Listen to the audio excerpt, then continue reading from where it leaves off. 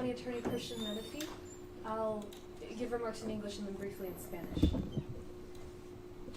Since I came into office 2.5 years ago, we've been pleading with TxDOT. I directly have had several conversations with the leadership over there to improve the I-45 project, to make it work for our community.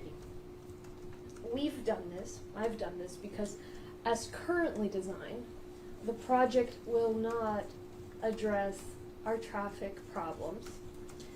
It will displace vulnerable communities, and it will make our air quality worse, harming the health of communities, children in schools who live and go to school nearby.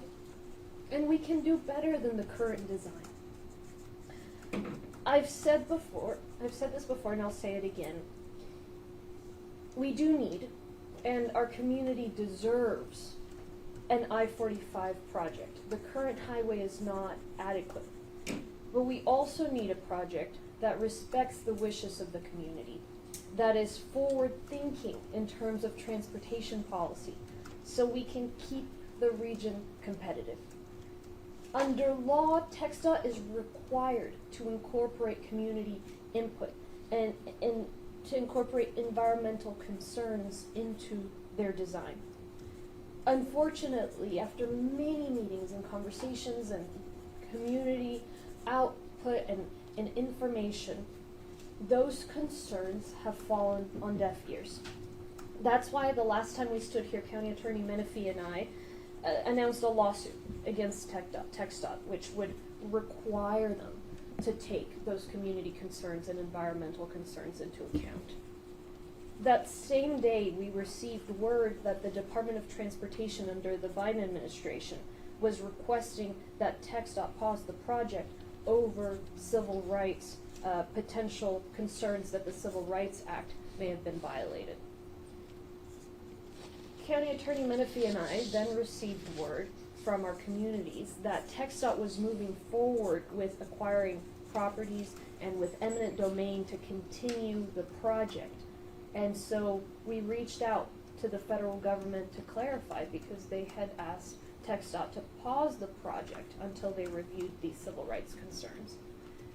In response, we received a letter from the federal government that we are unveiling today. We're unveiling a letter from the federal government that announces 2 important directives, which have positive impacts on our community and positive impacts on the project.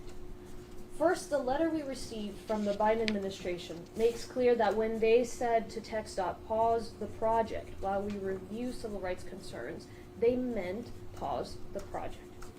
Second, the letter says that they have also informed TxDOT that the Biden administration shares the concerns we had about TxDOT's lack of engagement with the community, violating the National Environmental Protection Act. The federal government asked TxDOT to pause the project over their environmental concerns and for them to review their compliance with the Environmental Protection Act. The message from the Biden administration to TxDOT is very clear. You can't bulldoze your way to a massive infrastructure project without community input, without considering smarter transportation options. And you can't bulldoze your way through the Civil Rights Act. I want my message to TxDOT to be very clear as well. We need investments in our infrastructure, but those investments need to be smart and forward-thinking. We need to move beyond Eisenhower-era ideas of wider and wider highways. The community deserves, not just because it's required by law, but because it's the right thing to do. The community deserves to have input into a project that will affect them for at least a generation. We can have a region with world-class transportation. We can have a region where people don't have to spend hours in traffic every day just to get to work. We can have a region that doesn't have the highest accident rate in the nation. We can have that, but we need to be able to incorporate innovative plans, to dare think creatively. I continue to be very eager to work with TxDOT. That's why Harris County and Houston have developed alternative designs for the I-45 project. So we're not just saying the community doesn't approve of the current design, but we're presenting a realistic alternative and asking them to meaningfully come to the table and work together with us on a forward-thinking, modern project that will serve the community. I'm glad the federal government is in agreement with us, and I look forward to working with them and to working with the state on a project that's truly deserving of this community. I'll repeat my remarks in Spanish. Desde que llegué a esta posición hace ya 2 años y medio, he estado trabajando con el Departamento de Transporte del Estado, con TxDOT, para mejorar el proyecto de la 45, para que realmente funcione para nuestra comunidad.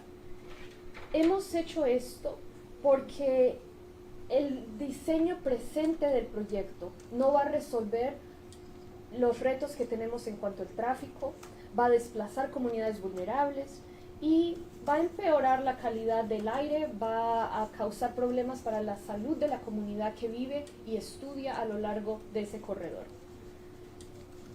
Repito lo que he dicho antes, esta comunidad merece un proyecto para la expansión y el rediseño de la Interestatal 45, pero el diseño presente no es adecuado. Necesitamos un proyecto que sea proactivo, que sea moderno y que respete la participación y las prioridades de la comunidad. Bajo la ley, el Departamento de Transporte de Texas tiene que incorporar las preguntas, las preocupaciones que tenga la comunidad en cuanto a ese proyecto. También tiene que incorporar los impactos al medio ambiente. Desafortunadamente, aunque hemos tenido muchas conversaciones con el Departamento de Transporte de Texas, no han prestado atención a esas cuestiones. Es por eso que el abogado del condado Menefee y yo anunciamos una demanda hace un par de meses contra TxDOT que les requeriría incorporar esos comentarios de la comunidad. Ese mismo día, la administración Biden, el Departamento Federal de Transporte, nos envió una carta, nos informó que ellos le estaban pidiendo al Departamento de Texas que pausara el proyecto, porque estaban preocupados que el proyecto violaría la Ley de Derechos Civiles. Hace poco nos dimos cuenta, escuchamos, muchas personas nos contactaron diciendo que TxDOT estaba adquiriendo propiedad, que estaba utilizando el dominio eminente para seguir con la construcción en el proyecto que el gobierno federal les había dicho que por favor pausaran para poderlo revisar. Cuando vimos eso, le enviamos una carta al gobierno federal y hoy recibimos la respuesta, la cual estamos presentándole a todos ustedes. Hemos recibido una carta del gobierno federal que anuncia 2 directivas importantes que van a tener un impacto positivo en nuestra comunidad y en el proyecto. Primero, la carta dice que cuando ordenaron una pausa es porque realmente querían ver una pausa, que no puede el Estado continuar con esta adquisición de propiedad. Segundo, que le han informado al Estado que la administración Biden también está preocupada en cuanto a la falta de compromiso de TxDOT con la comunidad y con recibir participación comunitaria en el diseño de esta autopista. El gobierno le ha pedido a TxDOT que continúe pausando el proyecto en lo que revisa el cumplimiento con la Ley de Protección Ambiental y con los requerimientos de participación comunitaria. El mensaje de la administración Biden a TxDOT, al Departamento del Estado, es claro. No pueden forzar su camino a un proyecto masivo de transporte sin tomar en cuenta la comunidad y la perspectiva de la comunidad. No pueden hacer eso sin considerar opciones de transporte inteligentes, modernas. No pueden forzar su camino pisoteando la ley de derechos civiles. Y yo quiero también que mi mensaje a texto al Estado sea muy claro. Necesitamos inversiones en la infraestructura, necesitamos un proyecto nuevo en la 45. Pero esas inversiones deben ser inteligentes, tienen que evolucionar, no podemos simplemente seguir construyendo carreteras más y más grandes. Podemos tener una región con infraestructura de transporte de clase mundial, donde la gente no tenga que pasar horas en el tráfico simplemente para llegar al trabajo, donde no tengamos la tasa de accidentes más alta del país, la cual existe aquí en Houston, en el condado Harris. Podemos tener eso, pero tenemos que estar dispuestos a incorporar proyectos con una visión a futuro, construir algo distinto, transporte público, transporte moderno, no simplemente ampliar más carreteras. Eso lo que hace es causar más tráfico finalmente, ya lo han demostrado los estudios.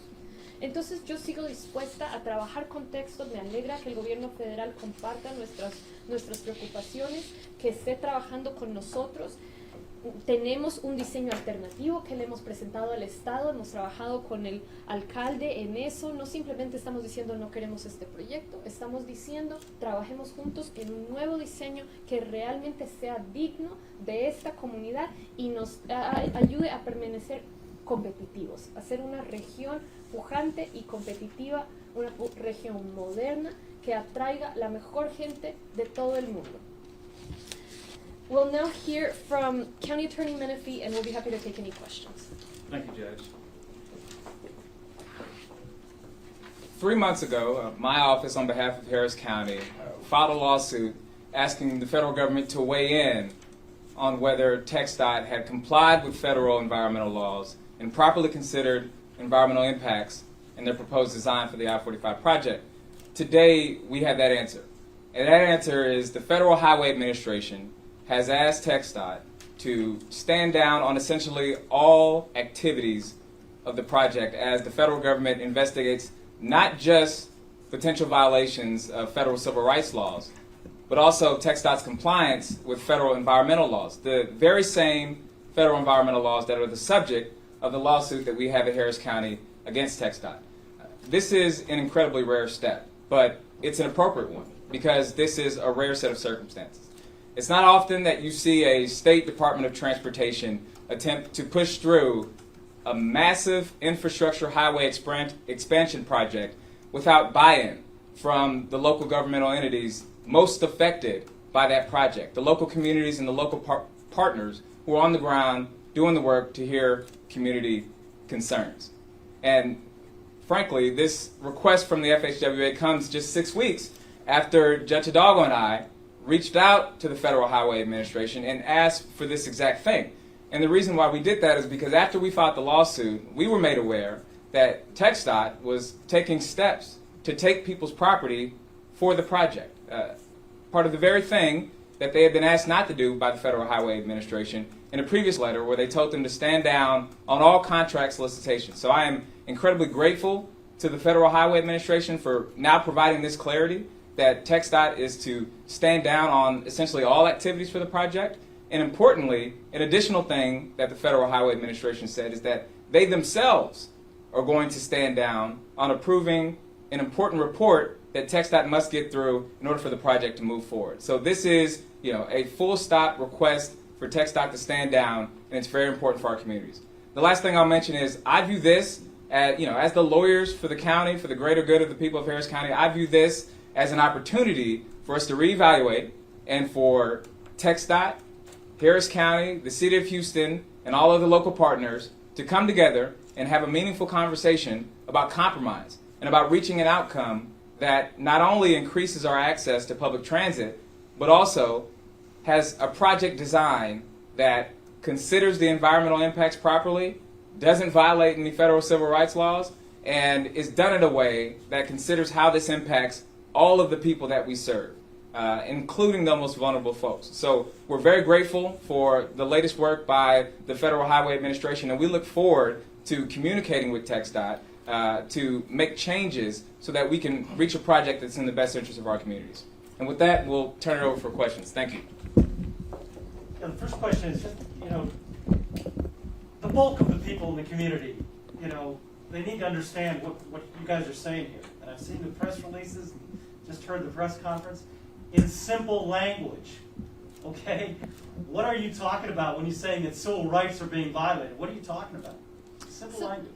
Simplest way to put this is there's a proposed highway project, massive project, will be here for at least a generation. The current design would displace thousands of people in homes, homes of worship, schools. The proposed project would not decrease traffic, would increase air pollution. So we're saying we can do better. We can do better. We deserve a project that is smart and forward-thinking. And the federal government has said they agree. Not only can we do better, but the current design and the current process may run afoul of civil rights laws because of that displacement, because of those impacts, and because the community concerns have not been incorporated. So what we're seeing is an opportunity for us, the federal government, and the state to work together on shifting the paradigm to say, you know, there's a reason our region has so much traffic. There's a reason that our region, in some ways, is behind when it comes to transportation because we've not had a modern vision for transportation. It's a chance to shift that paradigm, to work together on something new. And two small points I'll add, Judge. You know, there are two additional things to add in addition to what the judge has mentioned. You know, first of all, under Title VI, you can't have a project that uses federal funds that discriminates against folks on the basis of race. So if you have a massive highway expansion project that displaces black and brown people in underserved communities, that pushes them out of their homes, that increases the amount of dust that come into their schools, that increases their air quality and noise impacts, then you have a real Title VI federal civil law problem. And in addition to that, there are federal environmental laws that require TxDOT, as the delegatee is the official word from the federal government, to take certain processes to consider the environmental impact on the community. And those processes are laid out pretty clear in that law. And so what we've alleged with the judge in our lawsuit is that TxDOT simply hasn't done that. You know, there's this very important document called a draft environmental impact statement. This is the document that when you put it out, the community knows exactly what you mean to your project and they know how it's going to impact them. Well, that's supposed to be a single document. TxDOT took that document and spread it out over 30 or so months with 12 individual documents. I think that's the exact thing that the federal government is looking for. You have responsibilities as the governmental entity that's responsible for ensuring that our environment and our residents, including all residents of all races, are protected, and TxDOT simply didn't do that. They cut corners instead of adhering to those processes. Me gustaría preguntarle algo en español, pues rapidito. ¿Cómo se vería afectada la comunidad hispana, particularmente con la expansión de este proyecto y de cuántas familias aproximadamente estamos hablando?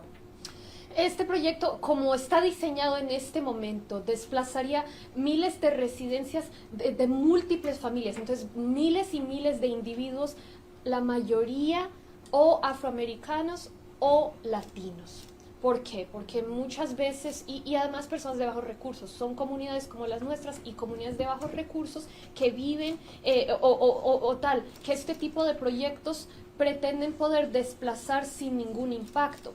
Esta es la cosa, es posible tener un proyecto moderno, un mejor proyecto que no desplazaría a todas estas personas. No solo desplazaría hogares, desplazaría también negocios, desplazaría iglesias y además haría que los impactos ambientales de la carretera, al ampliarla, llegarían a varias escuelas donde estudian niños pequeños que pueden tener impactos de asma.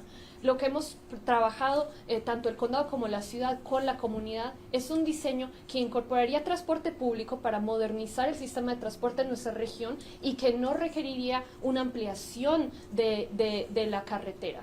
El ampliar las carreteras, ya lo hemos visto, lo vimos con la I-10. Uno amplía la carretera y simplemente llegan más carros. O sea, no se reduce el tráfico. Entonces, no solamente el diseño, pues no es muy buena idea en este momento, no mejoraría las condiciones de tránsito, sino que también impacta a estas comunidades, impacta al medio ambiente y hay una mejor alternativa. So, lo que ustedes proponen es como más acceso al transporte público. Lo que nosotros proponemos es una ampliación mínima, el diseño es una ampliación mínima que además incorpora carriles para transporte público y que además es muy cuidadoso en cuanto a los impactos ambientales, los impactos para el control de inundaciones, también puede tener un impacto de llevar a más inundaciones, lo que estamos considerando. Entonces, eso lo hemos trabajado con las comunidades afectadas, las cuales el 99% se oponen completamente a este diseño, y es por eso que el Departamento de Transporte Federal también está diciendo aquí la cosa está mal, porque no han considerado la perspectiva de la comunidad, ni tampoco los impactos ambientales, ni tampoco los impactos de derechos civiles. To be fair in English, no family would be affected with your proposal. We developed a proposal. We retained independent experts from Rice University, City of Houston, Harris County, worked on alternative design. And what our design proposes is a minimal impact in terms of displacement. It proposes lanes for transit, probably bus rapid transit, but something to modernize really the transportation system of the region. And the sense that widening highways, we tried it. We tried it with I-10. It didn't work because you widen the highways where it happens anywhere in the nation. Eventually, traffic simply goes back up. The wider you make the highways, the more people speed, the more accidents there are. And so it's a design that is that incorporates the community, that respects the environment, that respects the folks that live nearby, and also that is simply smarter. Now, I can't give the details as to exactly what the specific construction would be, but certainly we're happy to follow up. And this is a starting point that we want to work with TxDOT on. Is let's work together on a solution. Okay, to be clear, again, this order is this an order coming from the federal government that effectively stops TxDOT in their tracks right now, or can TxDOT just say, the heck with it, we're going to do it anyway. We don't care what you say. I'll let you take Is this like a recommendation from the Biden administration or from the federal government saying, please don't do this, and TxDOT can say, hey, we're going to do it anyway? Or is this a directive that has teeth? Right, so it's a great question. There are a few different points here. The first is obviously the federal government has the power of the purse, right? So this is a letter where the Federal Highway Administration is requesting that TxDOT stand down essentially on all activities for the project. And this comes after the previous letter where they had requested that TxDOT stand down on all contract solicitations. Now, TxDOT sought more guidance on that, but so far they've shown that they're generally going to comply with what they're told by the federal government. And so they sent a letter to the federal government also asking for more guidance. And the federal government provided this additional guidance saying, no, we want you to stand down on essentially all activities. So the federal government has the power of the purse. I can't tell you whether TxDOT will comply with it or not, but I suspect, given that relationship, that they're going to do the right thing. So that's one. The second thing is the letter also includes a provision where the Federal Highway Administration says that it's going to stand down on considering for approval an important report that it must approve before the project can move forward. So there are kind of 2 points there. One, TxDOT, you stand down on your part. Two, we're going to step down on our part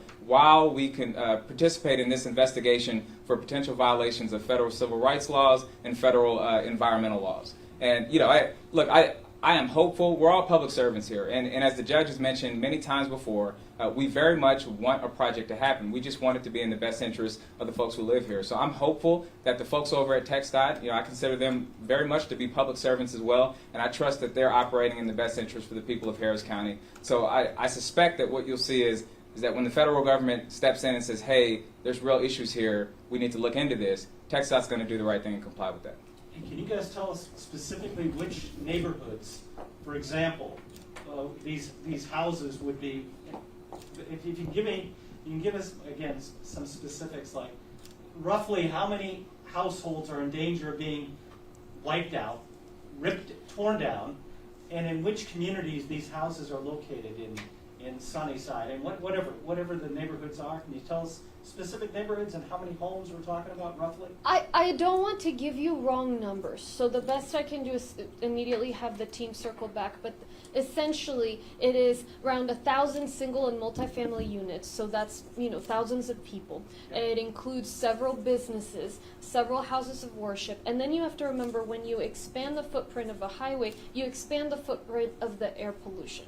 And it's been shown in public health studies that footprint footprint of highway air pollution impacts, has a statistically significant correlation with asthma rates among children. And so there are several schools that would now come into that footprint. And it is predominantly low-income, Hispanic, and African-American areas. But we'll follow up with the exact numbers because I don't have it written down. I don't want to speak out of turn. Sure, but the worry involving schools, again, this is something that thousands, tens of thousands of people are going to really care about. The impact of these schools would be what, in your view? The schools that would come within the footprint of an expanded highway, there's plenty of studies showing that when you have this, we all know that cars are a major source of air pollution, exhaust even the most modern ones, and so you're putting these children at risk of developing respiratory issues. And what we're saying is it's not necessary to have this kind of wider footprint. In fact, it's counterproductive because when we've had wider highways, not just here with I-10 but elsewhere, they simply end up ultimately exacerbating traffic. That is not the way to reduce traffic. So if we want to reduce traffic, we have to shift the paradigm. Big part of it is we really need to work on having a robust public transportation system. And so that's why part of what our design asks is to allow space for public transportation to run alongside this updated highway. And does your lawsuit go forward? It's still going forward? The lawsuit is still going forward, And correct. you guys have. Yeah. Yeah, the lawsuit will continue to proceed. We're in the process now of negotiating a scheduling order with TxDOT for the process. But the major step here is TxDOT has to provide what's called an administrative record, and it is effectively the written record of everything that they did in considering the environmental impacts. We expect to get that roughly around December, and then the lawsuit will proceed with the processes moving forward with that. But consider it parallel tracks. Our lawsuit here and the federal government's investigation moving on a parallel track. So the object of your lawsuit is to stop this project right now. Pause it. No, so our lawsuit is to require TxDOT to go back to the drawing board and properly consider the environmental impacts. And that's what this statute, it's the National Environmental Policy Act, requires them to do. So our lawsuit is to halt the process until TxDOT goes back and properly considers the environmental impacts, and then the process can move forward from there. Got time for one last question. Doug, do When you have was anything? this project supposed to start? I want Doug to get a last question in because he hasn't asked a question. Just to be clear, one of the things, the Houston-Galveston Area Council has remained somewhat supportive, with caveats admittedly, over the objections of Harris County and Houston. Does part of the discussion or part of any efforts to have this conversation need to include convincing HGAC to engage or HGAC to hold any of their approvals or money back?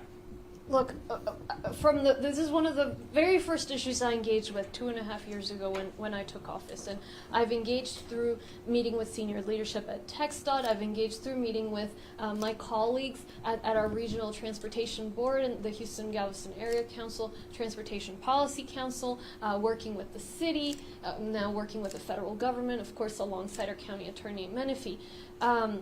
We knock on every door. What we want to see is a project that is appropriate, that is modern, that is going to make sure that our region remains competitive. We have seen in this regional board a reluctance to that forward-thinking vision with this project. But the folks that express that reluctance is folks representing areas not impacted by the concerning areas of the project. The concerning areas of the I-45 expansion are right here in the core of Harris County and Houston. And Harris County and Houston, as well as the impacted residents, are almost unanimous in their opposition to the current design. Now, that doesn't mean opposition to a project at all. We all very much want to see a project. But I think where it's coming from is, some folks, and I think everybody with good intentions, developed this project following sort of the old way of thinking, that we've had literally since the 50s. This idea that you're going to build more highways, wider highways, and that is about the gist of transportation in this state and in this county. But we deserve to take a moment every once in a while and think, hey, is what we're doing the right thing to do for our community and for economic development? And the answer at this point is no. And so what I ask my colleagues and have continued to ask, not just at TxDOT, but in this regional transportation group and elsewhere, is let's use this as a moment to turn the page and modernize. I don't think anybody can say that we're happy with the state of transportation in this county, to have the most accidents, the most deaths of other region nationally, 600 people a year dying in our highways, to have all of us have been stuck in traffic. Look, I grew up in Katy. I've been there, 45 minutes an hour each way. We don't need that. We can do better. So I sense a reluctance to change, I think, is where it comes from. And I think, folks are used to the way things are, but in order to be competitive in a changing world, we have to be nimble and we have to be smart. Okay, we gotta wrap it up. I just Sorry. wanted to confirm, it's a $7 billion project, right? Yeah. When was it supposed to start? I don't know that there was an exact date for starting, because it's these big projects. They have to go to design and then they have to go to bid, and so I don't know that there was a firm start date, but we'll circle back. Awesome. Thank you. Thank you.